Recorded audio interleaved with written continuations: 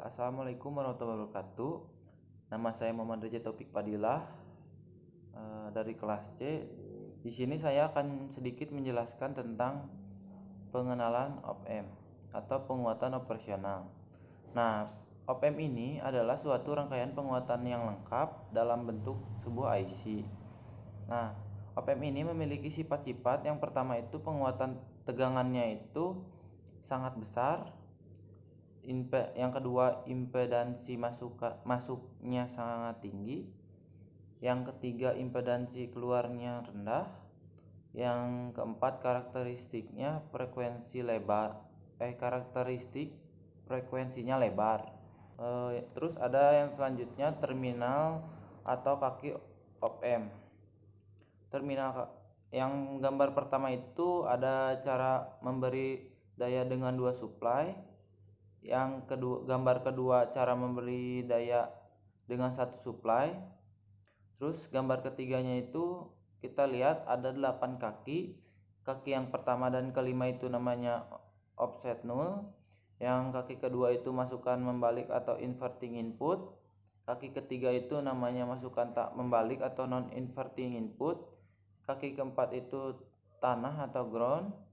Kaki keenam itu keluaran atau output. Kaki ketujuh itu catu tegangan positif. Dan kaki ke-8 itu tidak digunakan. Terus selanjutnya kita lihat ada op-amp 741. Op-amp 741 ini mempunyai beberapa versi yang berbeda di belakang angka 741. Misalnya seperti 741A, 741C, 741E, dan 741N. Huruf-huruf berbeda di belakang angka 741 ini membedakan pada penguatan tegangannya, temperature range, noise level, dan karakteristik yang lainnya. IC op-amp 741C ini adalah singkatan dari commercial grade, yaitu 741 yang paling murah dan paling banyak dan umum digunakannya. IC op-amp 741C ini mempunyai penguatan tegangan loop terbuka sebesar 1 juta dan impedansinya input 2 mega ohm dan impedansi outputnya 75 ohm dan mempunyai unity gain frekuensi sebesar 1 mega ohm. Terus yang selanjutnya ada terminal output dan input. Kita lihat ini ada max V0 itu sama dengan plus Vsat, minimum V0 nya itu min Vsat. Vsat itu dimana di bawah tegangan supply antara 1 sampai 2 volt. AOL itu disebut penguatan atau gain terbuka karena tidak ada umpan balik antara terminal input dan terminal output, dibiarkan terbuka. Misalkan V supply-nya itu maksimum minimumnya 15 volt, maka Vsat-nya itu maksimum minimumnya 13 volt. Terus yang selanjutnya ada perbedaan tegangan masukan atau ED. Nilai AOL sebesar 200.000. Penguatan ED-nya itu dibatasi maksimum 65 mikrovolt. Misalkan AOL-nya itu 200.000, V-nya itu 13 volt, ED-nya sama dengan plus Vsat per AOL. Jadi sama dengan 13 volt per 200.000 sama dengan 65 mikro. Nah, ED sama yang bawahnya ED sama dengan plus Vsat per AOL min 13 V per 200.000 sama dengan hasilnya min 65 mikro. Apabila tegangan masukan berbeda antara negatif 65 mikrovolt kurang dari ED 65 mikrovolt, op-amp ini berlaku sebagai penguat secara linear dan berlaku V0-nya itu sama dengan ED dikali AOL. Kesimpulannya, yang pertama ada tegangan output berada pada salah satu batas plus Vsat atau min Vsat. Yang keduanya itu untuk mempertahankan V0-nya tetap berada pada batas-batas ini, maka berlaku pada umpan balik. Yang ketiganya, karena ED nilainya sangat kecil atau tidak mudah untuk mengukurnya, maka kepentingan praktis ED sama dengan 0. Kita lihat dari tabel berikut, tegangan masukannya itu min 10, tegangan masukan yang positifnya min 15, perbedaannya itu min 5, polaritas ED-nya itu negatif, dan V0 AOL ED-nya V0 sama dengan AOL dikali ED-nya itu negatif 10 hasilnya. Polaritas V0 nya itu negatif, V0 nya itu negatif min 1 volt, negatif 1 volt. Yang selanjutnya ada penguatan operasional ideal. Penguatan operasional ideal ini penguatan diferensial ideal. Nah, sifat-sifat sebuah penguatan operasional ini, penguatannya tegangannya tak terhingga atau GV sama dengan tak hingga. Impedansi masuknya itu tak hingga, jadi arus masuknya itu sama dengan 0. Impedansi keluarnya itu sama dengan 0. Karakteristik frekuensinya rata dan membentang dari frekuensi 0 hingga F sama dengan tak hingga. Terus yang selanjutnya itu ada penguat operasional praktis atau tidak ideal. Dalam praktek ini tidak ada penguatan operasional yang ideal. Namun demikian, sebuah penguatan operasional praktis seringkali dapat dianggap seolah-olah memiliki sifat-sifat ideal.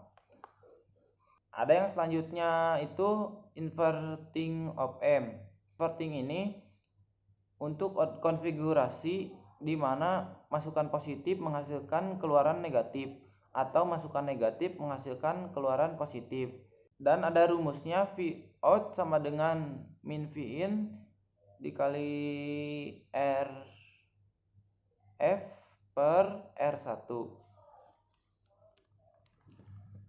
Terus ada yang selanjutnya non-inverting amplifier. Nah, ini itu untuk konfigurasi di mana masukan positif menghasilkan keluaran positif atau masukan negatif menghasilkan keluaran negatif. Seperti halnya pada rangkaian inverting.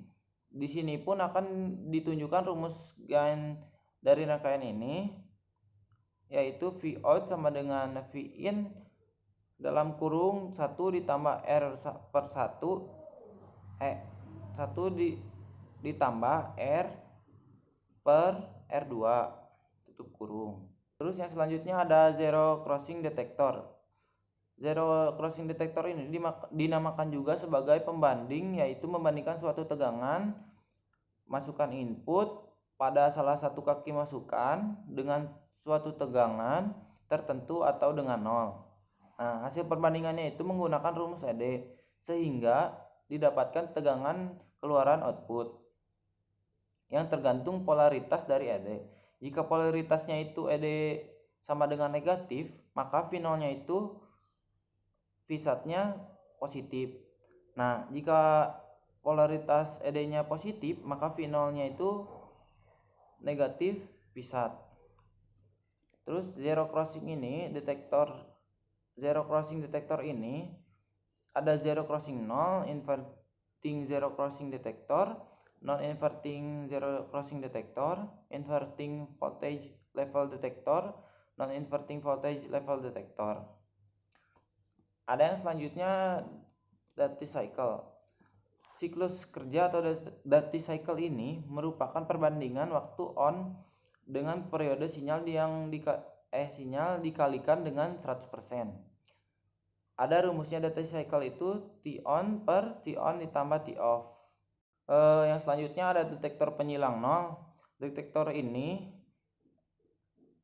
atau inverting zero crossing detektor, sinyalnya masuk pada negatif of M dan membandingkan dengan positif of M. ED-nya itu perbandingannya itu plus positif input min negatif input sama dengan 0 min VI atau Vin. Jadi sama dengan negatif VI. Jika VI-nya itu lebih kecil dari 0, maka V0-nya itu plus V1. Dan jika VI-nya lebih besar dari 0, maka V0-nya itu min V1. Yang selanjutnya ada detektor penyilang. Detektor penyilang ini penyilang nol tak pembalik, non-inverting zero cross detektor. Sinyal masuknya itu pada positif op M dan membandingkan dengan dengan negatif op M. Perbandingannya itu plus atau positif input min negatif input sama dengan VI dikurangi 0. VI-nya itu kalau lebih besar dari 0, maka V0-nya sama dengan plus V1. Dan jika VI-nya lebih kecil dari 0, maka V0-nya itu min V1. Terus yang selanjutnya ada detektor taraf tegangan. Detektor taraf membalik atau inverting voltage level detector. Sinyalnya masuknya itu pada min op M dan membandingkan dengan positif op M.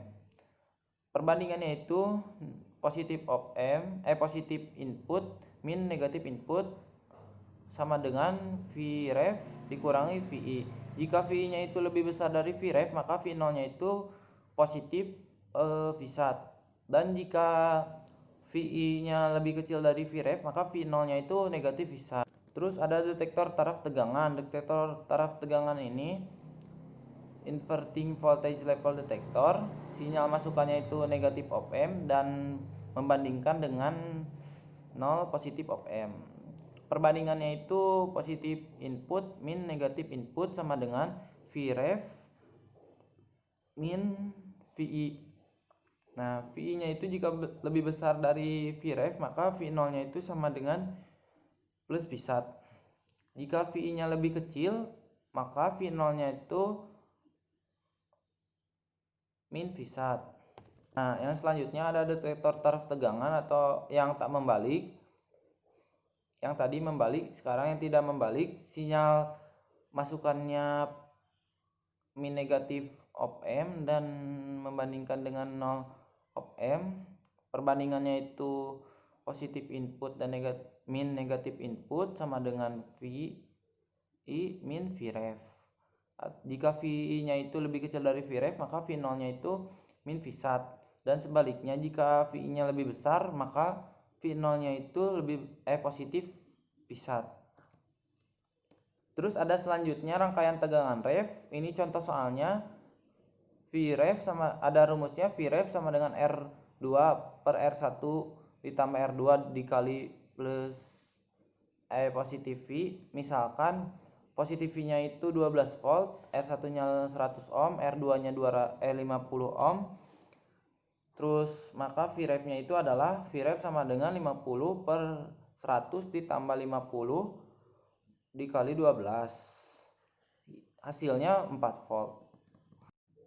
Terus kita lihat dari ada contoh latihan soal yang diketahuinya itu V sama dengan 15 volt, V1-nya itu 13 volt. Yang ditentukan, yang dicarinya itu hitunglah T on, T off, dan duty cycle, dan gambarlah output tegangan V out. Nah, cara penyelesaiannya itu yang pertama T off sama dengan T dikurangi T on sama dengan 100 dikurangi 30 sama dengan 70. Terus duty cycle-nya itu sama dengan T on per T dikali 100%. Jadi 30 per 100 dikali 100% sama dengan 30%. Terus mencari Vref sama dengan R2 per R2 ditambah R1 dikali positif V sama dengan 10 per 50 ditambah 10 dikali 15 sama dengan 2,5 volt. Terus kita mencari perbandingannya, Vi dikurangi Vref sama dengan 15 dikurangi 2,5 sama dengan 12,5 volt. VO nya sama dengan positif V1 sama dengan 13 volt, V out nya itu sama dengan V in dalam kurung 1 per R1 tambah R1 per R2 sama dengan 15 dalam kurung 1 ditambah 50 per 10, hasilnya itu 90 volt. Terus gambar output tegangan V out nya, gambarnya itu seperti ini.